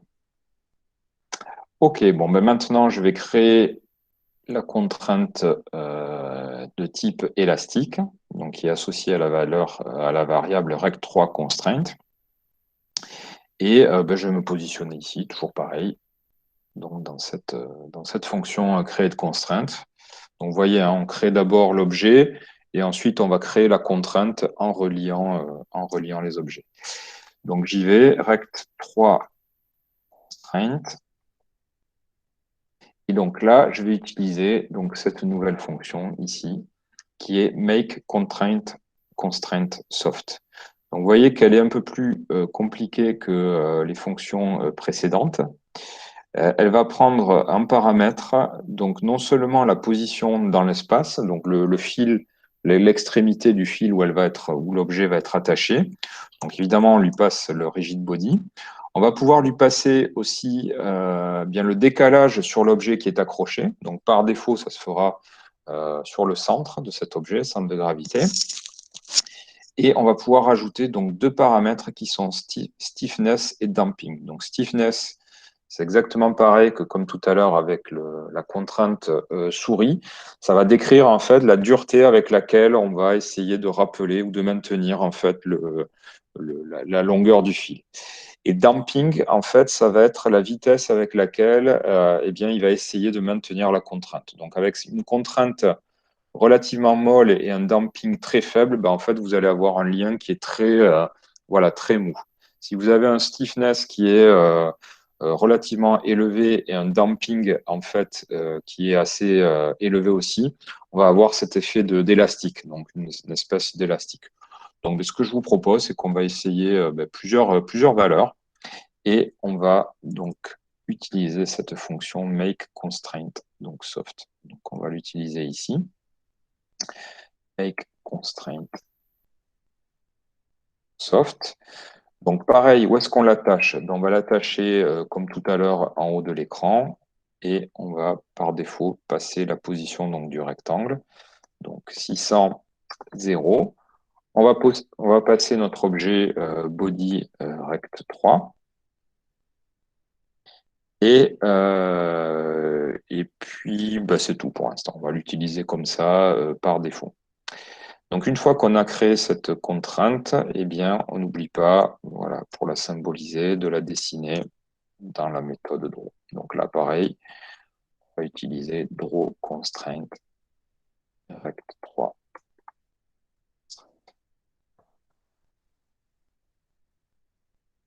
Voilà. Donc là, on dessine. Hein, vous voyez, donc là, pareil, hein, sur les méthodes, je dessine d'abord les rigid body et puis ensuite, je viens dessiner les contraintes. Voilà. J'organise mon code comme ça. Voilà, donc là, vous voyez qu'on se retrouve avec, pareil, un petit peu sur le même protocole que le rectangle 2. Et on se retrouve ici avec un rectangle qui est accroché. Sauf que maintenant, voilà, vous voyez, on a un lien qui est élastique, en fait. Voilà. Donc, le lien est élastique. Et donc, la dureté de ce lien, eh bien, on va pouvoir le passer ici en quatrième et cinquième paramètre. Donc, on va essayer par exemple, une valeur, donc je crois que par défaut, elle vaut 0,05. Donc, on va essayer de passer la valeur 0,1. Ouais, c'est 0,1. Donc là, vous allez voir, on se rapproche plus du comportement presque ouais, j'allais dire de la corde à côté, mais en fait, pas vraiment. Donc, on va peut-être pouvoir augmenter ça. On va passer 0,5 pour voir. Ouais, on sent que c'est. Ouais, non, on sent pas forcément que c'est plus dur. Donc, on va peut-être augmenter le cinquième paramètre qui est le damping. On va essayer pareil 0,01. Ouais. On sent que c'est un peu plus, ouais, un peu moins lâche comme contrainte. Donc, allez, on va passer 0,9 pour voir. Ouais, j'ai pas l'impression que ça modifie énormément le comportement en réalité. Bon, en tout cas, voilà, on peut créer des contraintes de type élastique. Voilà, par opposition à cette fonction-là, make constraint qui, elle, crée vraiment un fil rigide, quoi, une corde, type corde, quoi, on va dire. Voilà, donc là, pareil, vous avez possibilité de faire interagir. Donc là, ben, vous voyez, avec voilà, quand on fait remonter la gravité, ben, tous les objets ainsi que les contraintes, enfin, les objets remontent, donc les contraintes essaient voilà, de lutter, mais elles peuvent pas.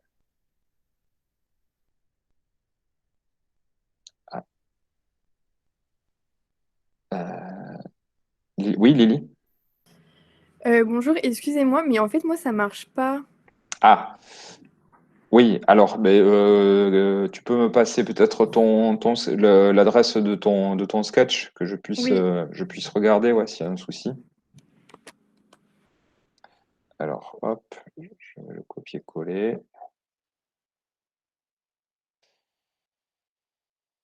Alors, ok, donc on va lancer.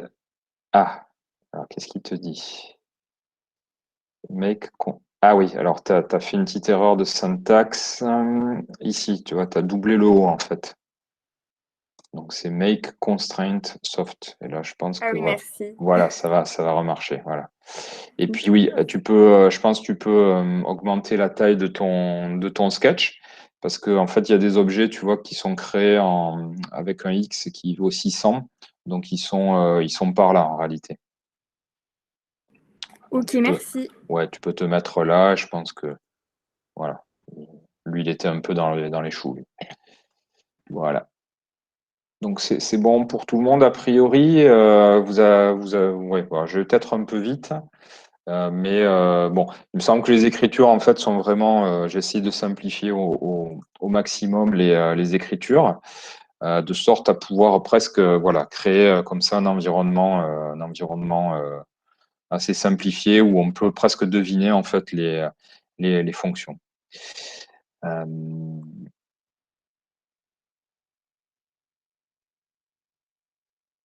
voilà, donc pour cette contrainte type élastique, vous voyez que ben là, voilà, le fil a tendance à être rappelé vers une position d'équilibre et position d'équilibre qui est définie par la position donc initiale du rigid body auquel vous attachez le câble. Alors, je voulais vous montrer les attracteurs, mais les attracteurs, j'ai pas réussi à le faire fonctionner hier soir. Mais en fait, j'ai eu une idée ce matin. Et alors, je pense que on va essayer. Alors, ce que je voulais faire, c'était peut-être, on va se remettre ici sur une génération dynamique d'objets. Et ce qu'on va faire, c'est que on va réimplémenter le code qui permet au clic de créer des objets en fait. Euh, donc ça, on va le remettre et on va essayer d'implémenter l'attracteur un petit peu façon ce qu'on a vu ici là dans ce sketch ici. Voilà. Donc, je trouve ça vraiment chouette là. Ça fait bon. Donc on va essayer de réimplémenter ça. Donc soit on pourrait copier-coller. Bon, je pense que voilà, on peut le réécrire assez simplement. Ça peut être pas mal. Donc, ce qu'on va faire, c'est qu'on va créer, bon, on va créer plutôt des cercles. Alors, je sais pas, c'est vrai que j'ai pas testé ça et je sais pas comment ça se comporte en fait avec le fait qu'il y ait une mouse constraint, c'est-à-dire que finalement, bah, en fait, il y a la librairie qui gère le clic puisqu'on est capable de cliquer. Bon, je pense que voilà, si on clique pas sur un rigid body, enfin sur un objet, eh bien, ça devrait fonctionner parce que sinon, ce qui va se passer, c'est qu'il va essayer de créer un objet à l'intérieur de notre objet. Bon, par le jeu des collisions, je pense qu'il va y avoir des forces de répulsion, mais bon, on s'occupera de ça plus tard si ça fonctionne pas. Donc là, l'objet, c'est d'essayer de créer un attracteur et alors, j'espère que ça va marcher. Alors, je regarde vite fait quand même. Ouais, voilà, j'avais fait une fonction qui s'appelait make circle attractor. Et, ouais, j'ai essayé de bidouiller hier. Bon, ça fonctionnait pas. Et en fait, je m'étais aperçu que j'avais oublié voilà, d'inclure cette librairie là. qui est, voilà, qui est un fichier additionnel qui s'appelle Matter Attractor JS. Voilà. Donc j'avais oublié d'importer ça, et c'est pour ça que ça ne fonctionnait pas. Et donc j'ai pas réessayé. Bon, on va essayer. On va réimplémenter un petit peu notre système de création d'objets dynamiques. Voilà, ça fera pas de mal. Ce qui va nous permettre voilà, de revoir eh bien, les, les tableaux. Je vais y arriver. Voilà, donc ce qu'on va faire, allez, on va refaire ça. Et on va ici, tiens, on va se mettre sur une autre ligne et on va créer donc un tableau ici de circle. Donc, pour reprendre exactement ce qu'on avait fait au cours précédent. Donc on va écrire ça et on va dire que circle, eh bien, c'est un tableau. Donc un tableau, ça s'écrit de cette manière, voilà, avec les crochets. Donc là, circle, c'est une variable en fait qui va contenir eh bien, plusieurs objets. Ces objets vont être indexés en fait de 0 jusqu'à la taille du tableau. D'accord? Donc, on rajoute un objet dans ce tableau, eh bien, il va être indexé par le nombre 0. S'il y a deux objets, ça va être index 0 et index 1. On va pouvoir donc, ce qu'on va faire, c'est qu'on va rajouter donc ces objets dans le tableau et qu'ensuite on va parcourir par une boucle pour les dessiner. D'accord? C'est ce qu'on va faire. Donc, on y va. Ce qu'on va faire, c'est que donc une fois qu'on a créé, alors je vous le passe ici, je vous passe la variable à l'intérieur du, si vous voulez le copier-coller. Et donc, on va réimplémenter le mouse pressed. Et donc, dans le mouse pressed, c'est là où on va créer donc un objet en utilisant make circle. Sauf que la position, la position sera évidemment corrélée à la position de la souris. Donc, on va se positionner ici et on va implémenter ici le gestionnaire, donc vous connaissez mouse pressed.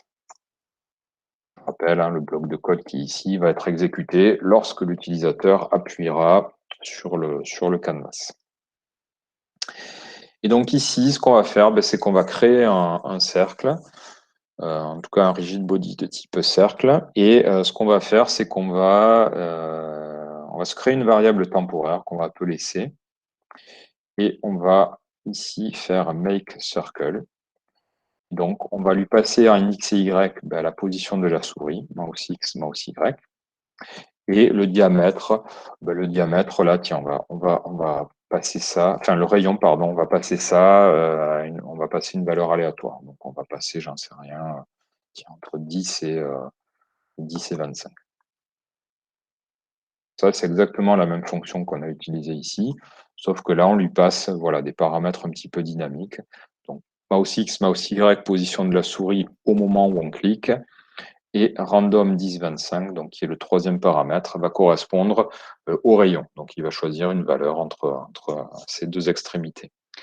Donc ça, notre variable C, qui n'existe qu'à l'intérieur de mouse pressed, eh bien, elle ne demande qu'à être placée dans un tableau. Donc, c'est ce qu'on va faire. On va la placer dans notre tableau circles par l'intermédiaire de cette écriture. Donc ça, cette écriture push, ça vient rajouter un élément dans notre tableau. Donc le premier élément, encore une fois, aura un index 0, le deuxième un index 1, et ainsi de suite. Donc une fois qu'on a fait ça, qu'on a cette fonction-là, eh bien, donc il le rajoute évidemment aussi à la simulation. Donc tout ça, c'est ajouté donc au système de Matter.js. Eh bien, il faut qu'on dessine maintenant ces objets. Donc ces objets-là, en fait, on va les dessiner par une boucle. Donc je vais me positionner, tiens, juste après le draw rectangle ici. Et ce qu'on va faire, c'est que, eh bien, on va parcourir en fait l'ensemble du tableau. Donc on va avoir une boucle avec un index qui va aller de 0 jusqu'à la taille du tableau. Et on va dessiner donc l'élément numéro I, ou numéro index de notre tableau. Donc on y va. Pour pareil, les boucles, une fois qu'on en a fait une, c'est un petit peu systématique. Donc un index I part de 0. qui va jusqu'à donc la taille du tableau qui est circle.length, comme ça, et on incrémente notre index par pas de 1. Ça, c'est structure de boucle ultra classique, hein, toujours composée de 3 morceaux. Une phase d'initialisation, on positionne un index souvent à 0. Une phase de test de sortie, donc tant que i est inférieur à la taille du tableau. Donc pour nous, au début, ça vaut 0, donc il ne passe pas là-dedans. Mais tant que i est inférieur à la taille du tableau, eh bien, on incrémente l'index de une unité. D'accord? Donc on va avoir, si notre taille du tableau vaut 10, on va avoir i qui va prendre successivement les valeurs 0, 1, 2, 3, etc. jusqu'à 9. Donc une fois qu'on est là, eh bien, on va dessiner notre cercle. Donc on va appeler la fonction drawCircle. Et là, on va aller chercher l'élément numéro i de notre tableau. D'accord? Donc ça correspond vraiment à l'objet numéro i qui a été sauvegardé dans notre tableau par cette fonction push. Okay, voilà, donc c'est tout ce qu'on a à faire.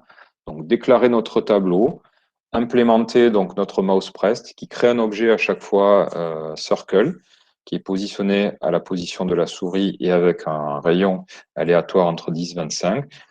Cette variable-là qu'on a créée de manière temporaire, on la sauve à l'intérieur de notre structure de tableau. Et une fois qu'on a fait ça, eh bien, dans le dessin, on parcourt la liste des objets qu'on a créés pour les dessiner. Voilà. Donc, je pense que voilà, ça fonctionne sans souci. Alors, ce que je vois, c'est que quand on clique, hop, ce qui est marrant, en fait, c'est un effet qu'on n'a pas codé, mais qui apparaît par la logique même. On peut voilà, amener notre cercle où bon nous semble. Donc ça, c'est plutôt marrant. Et on retrouve un petit peu ce qu'on avait fait. Voilà. Donc les bulles qu'on avait générées, nous, dynamiquement. Je vous rappelle, à partir de la librairie Speech Record, ou P5 Speech, pardon, qui nous permettait en fait de récupérer les mots prononcés. Donc on avait cassé ces mots et pour chaque mot, on avait créé un objet make a circle. D'accord, ce qu'on avait fait. Puis on avait corrélé ça donc avec la détection de visage. Donc là, ça fonctionne. Super. Et donc ça fonctionne plutôt bien même. Donc ce qui est bien, c'est qu'on peut aller chercher un cercle. Voilà. Alors, voilà, ce que j'indiquais tout à l'heure, c'est que chaque fois qu'on clique, en fait, il va essayer de créer un cercle. Donc quand on veut attraper un objet, c'est plus très pratique en réalité. Donc là, en fait, je pense que ce qu'il faudrait faire pour améliorer ce dispositif, ce serait de tester en fait si quand on clique, eh bien, on a attrapé un objet. Si c'est le cas, eh bien, on ne crée pas de cercle. Par contre, si on n'a pas attrapé d'objet, on peut faire ce qu'on fait, on crée un cercle. Donc voilà, voici venu le temps de la partie expérimentale. Donc on va essayer d'utiliser la fonction que j'ai créée qui s'appelle Make Circle Attractor. Et donc là, l'idée, c'est de créer un attracteur et puis de voir en fait si ça fonctionne, s'il va attirer les objets concrets ou même les autres objets d'ailleurs, les rectangles à soi. Donc on va essayer ça. Donc ça risque d'être un peu bon, ça risque de pas fonctionner puisque j'ai pas essayé voilà, j'avais pas réussi à le faire fonctionner hier. Mais on va voir. Voilà, on va voir si ça marche pas. Alors peut-être que je vais essayer de le faire. Essayez pas forcément de me suivre. Bon, vous pouvez faites comme vous voulez. Donc la stratégie, c'est qu'on va créer en fait un objet qui va être un attracteur. Donc c'est comme un rigid body, sauf qu'au lieu de faire make circle, on va faire voilà make circle attractor. Donc là, j'ai essayé de bidouiller hier soir ces paramètres. Je pense qu'ils vont être beaucoup trop importants. Bon, on va voir. On va voir. On va essayer. Si ça marche pas, on le mettra en commentaire. Ok. Donc ce qui est pas mal, voilà, c'est de créer comme ça. Donc là, oui. Donc là, le problème, c'est qu'on peut plus attraper vraiment d'objets. Donc je regarderai si on peut capter si la mouse constraint en fait touche un objet ou pas. Voilà, si on est dans ce cas-là. Donc auquel cas, d'ailleurs, il faudra rajouter une condition ici dans le mouse pressed. Ici, on dirait si le mouse constraint, en gros, n'a pas accroché d'objet, alors on fait cette procédure-là. Sinon, on fait rien. D'ailleurs, bon, je pourrais peut-être, bon, je regarderai. Je mettrai le sketch en ligne. Alors, ce qu'on va faire là, c'est qu'on va créer un attracteur. Allez, donc on va se créer une nouvelle variable. Alors, je vais peut-être le mettre, tiens, je vais le mettre sur une ligne à part. Et on va l'appeler body. On va l'appeler, non, allez, attractor. Attractor. Appeler comme ça. Voilà. Et puis, donc, une fois qu'on a cette variable, on va ici aller dans create bodies. Voilà, on va le mettre ici. Et donc, on va appeler la fonction make. Alors, je crois que c'est circle attractor. Et donc, je vais passer, pareil, c'est comme un make circle. Et je vais passer, alors où est-ce qu'on va le positionner? Je vais passer des paramètres de position. Donc, on va peut-être le positionner au centre de l'écran. Donc, je vais utiliser les variables width et height. Donc, width divisé par 2, height divisé par 2. Et on va lui passer un rayon. Donc, je sais pas, je vais passer 75. Une fois qu'on a fait ça, on va le dessiner. Alors c'est vrai que est-ce que ça se dessine pareil? Oui, je pense que pareil. C'est juste un objet en fait qui, comme on a fait, c'est juste un objet qui est capable en fait d'avoir une force autour de lui pour attirer les objets. Donc ça, bon, on va le dessiner ici. On va faire un draw circle et attractor.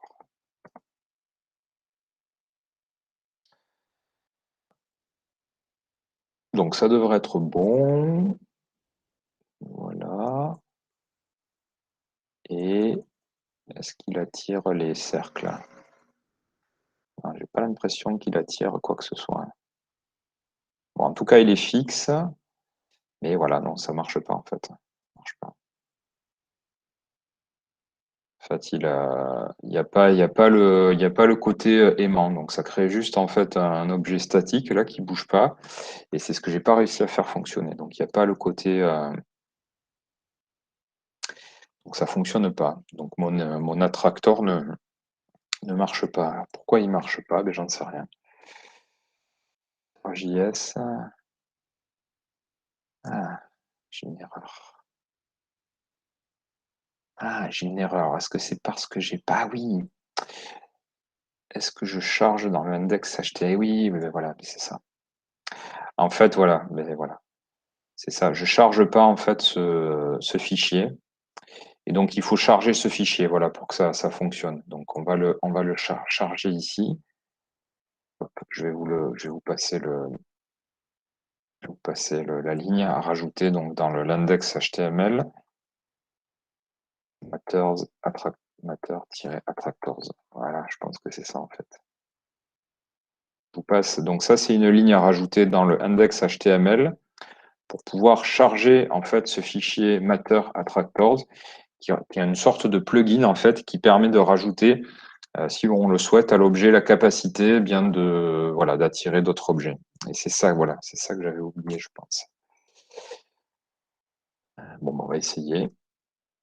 Je remets là, peut-être, voilà. Hop, je vais effacer ça. Je remets ça. Oula. Donc là, j'ai cliqué. Et j'ai cliqué. Ouais. Bon. Ça explose. Donc, si vous cliquez, ça explose. Et je pense que c'est lié aux paramètres que j'ai mis en place là, ce que je vous ai montré ici. Et je pense que ça, j'ai bidouillé hier soir, pensant que ça venait de là. Et je pense que c'est ce qui fait planter. Donc là, le truc a complètement planté en réalité. Donc, je ne sais pas si je vais réussir à le stopper. Je vais aller modifier les paramètres directement dans le fichier. Et je vais remettre en fait ce qui était par défaut. Alors, comment je peux récupérer ça? Je vais aller sur excusez-moi, c'est un peu brouillon, mais voilà, je me doutais que ça allait pas forcément marcher du premier coup. Alors, voilà, je vais là. Donc, je vais essayer d'aller modifier directement sur le serveur le fichier matter-helpers.js. Alors, web,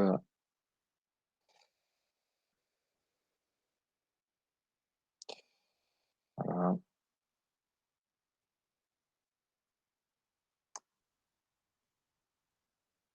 Donc, matter, je l'ai là. Modifier. On va...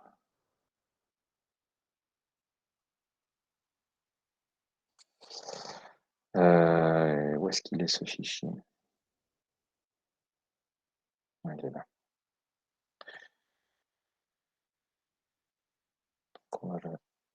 Donc, je vais aller le modifier. Je vais reprendre la valeur qu'il y avait dans ce sketch en fait. Donc attractor, sketch. Voilà. C'était cette valeur-là que j'ai bidouillée, qui était, à mon avis, on passe de 1 millionième à 4. Donc je pense que le delta est trop énorme.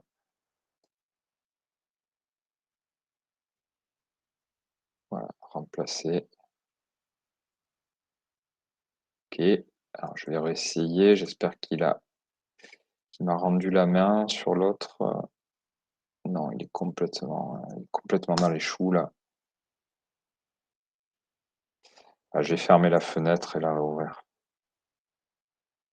Si j'y arrive.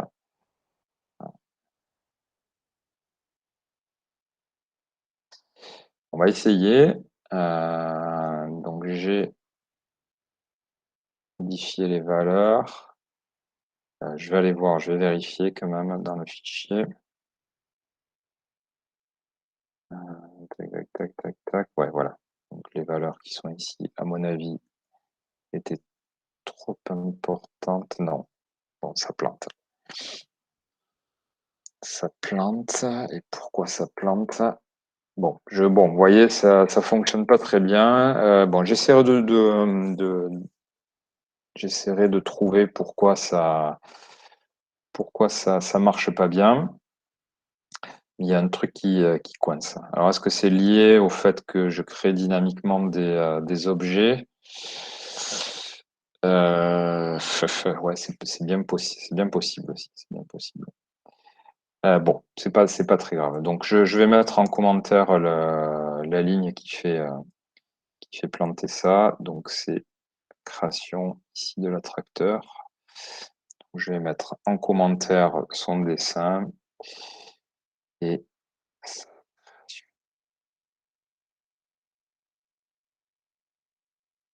là, ça devrait, voilà, on repart. Donc, ça fonctionne de nouveau. Alors, juste regarder si je peux rapidement trouver l'info sur l'objet mouse constraint. Savoir si, en fait, s'il est positionné sur un objet ou pas, ce qui va nous permettre comme ça voilà, d'avoir quelque chose qui fonctionne mieux, puisque là, on ne peut plus attraper les objets. Donc, ce que je vais faire, c'est que je vais aller sur peut-être la documentation de Matter.js directement. Voilà. Donc, je vais aller dans la doc. Je vais aller alors dans la mouse constraint. Et voilà, donc là, je vais regarder en fait si je trouve une méthode qui m'indique si il est sur un objet ou pas. Donc alors, donc non. Alors create, donc ça c'est ce qu'on fait. Ah ben voilà, c'est ça. Donc, vous voyez là, alors je regarde, hein, je lis en même temps. Donc là, vous voyez, vous avez une propriété en fait qui s'appelle body sur l'objet mouse constraint et qui indique que si il y a, en fait, c'est une variable qui, si on est en train de, ah oui, mais est-ce que ça va marcher? Oui, que si s'il a trouvé en fait un objet sous le pointeur souris, ben, en gros, cette variable va être positionnée à la référence de l'objet, ou sinon elle a la valeur un petit peu spéciale nulle. Donc on va pouvoir, en fait, on va pouvoir, je pense, assez simplement tester ça. C'est parti dans les choux là, non? Et on va écrire quelque chose, voilà, donc sur notre objet ici, donc on va faire un test, on va dire si mouse constraint.body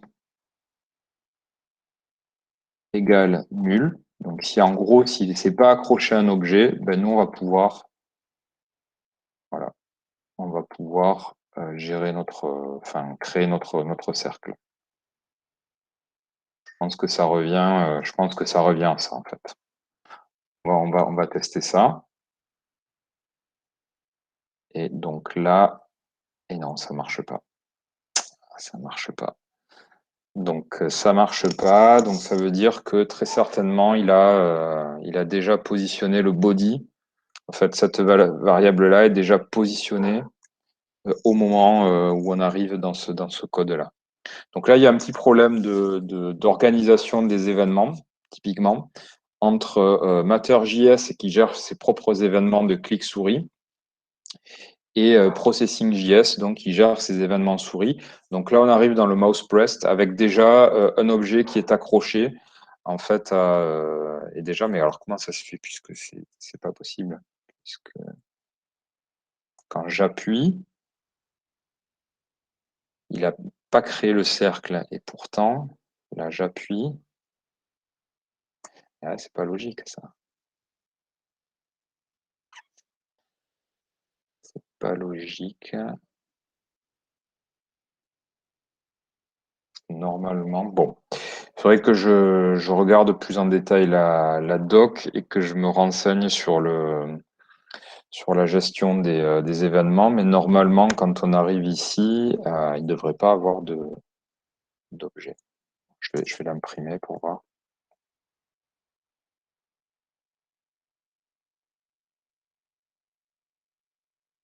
On va l'imprimer pour voir ce qu'il dit. Ben voilà, nul. Ah, mais c'est ça. Donc, c'est en fait, il crée notre objet. Ouais, c'est ça, en fait, ce qui se passe. Donc, il crée bien notre objet. Donc, évidemment, on passe là, puisque sinon, on ne créerait pas d'objet. Et à mon avis, en fait, dans la boucle d'événements, dans la boucle de dessin, il teste en permanence si le pointeur est sous l'objet. Et donc là, le premier objet qu'il trouve, eh bien, c'est l'objet qu'on vient de créer. Voilà, comme ici. Donc là, il y a un petit truc il y aurait un petit truc à faire. Un petit truc à faire pour que la logique soit, voilà, qu'on puisse attraper les objets qu'on ne vient pas de créer. Ou alors, peut-être la solution serait simplement plutôt que de mettre voilà, le mouse press, on pourrait se mettre un key press en fait. Donc on créerait les objets sur voilà, un appui de touche de clavier. Bon, bah, écoutez, j'avais pas prévu plus à faire aujourd'hui. Donc pour la semaine, alors peut-être pas la semaine prochaine, quoi que je me demande, ou peut-être le milieu ou la fin de semaine prochaine, ben, je vais vous demander de travailler sur peut-être la réalisation comme ça d'un parcours de billes peut-être. Alors je vais essayer de réfléchir vraiment au scénario que j'aimerais bien mettre en place, de sorte à ce qu'on puisse ben, combiner comme ça plusieurs sketchs dans une espèce en partant du principe que les particules vont s'écouler. Je vais essayer de vous retrouver les exemples, l'exemple que je voulais vous montrer là de cet artiste Raphaël Lozano Emmer. Et puis voilà, d'essayer de travailler donc petit projet par groupe de deux. Je vais essayer moi de me documenter si on peut faire une installation physique, ce qui serait bien, en reliant donc tous ces sketchs et en précisant un petit peu voilà, les conditions d'entrée, de sortie. Donc l'idée, ce serait ce que je vous ai indiqué. Par exemple, pour un groupe, je vais lui dire, ben, voilà, les particules vont arriver plutôt vers le haut, il faudra les faire se diriger vers la droite. Donc peut-être en les faisant passer par un système voilà, j'en sais rien, d'obstacles, et puis peut-être voilà, essayer de faire comme dans le sketch qu'on a vu là, des espèces voilà, de pièges à particules.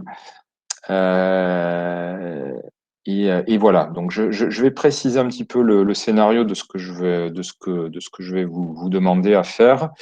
Donc en fonction, voilà, peut-être pas demain, mais ce sera peut-être quelque chose, bon, pas à rendre pour lundi prochain, mais pour le lundi d'après, voilà. Et moi, d'ici lundi, ben, je vais essayer de me documenter, voilà, sur ce qui est possible d'installer, mais je pense que ça pourrait être assez sympa. Et si vous avez des idées, voilà, des modalités de génération de bulles, donc qui peuvent être la voix. Pareil, ça peut être, on peut imaginer un téléphone qui est rempli de bulles entre guillemets, puis qui vient les, euh, les faire interagir avec, ou en tout cas les déverser dans notre système. Ça pourrait être pas mal. OK? Bon, je précise tout ça sur le GitHub. Je mets tout à l'heure la vidéo en ligne. Ben, il reste 5 minutes. Est-ce que ben, si vous avez des questions, j'y réponds avec plaisir. Sinon ben, voilà, on peut arrêter là. Ok, ça marche. Ouais. Bon. Eh bien, écoutez, ben, je mets tout ça en ligne. Ce soir, je réfléchis à ce scénario puis voilà, je vous envoie un mail, je pense, de demain dans la journée, dans la soirée. OK? Super, merci. D'accord.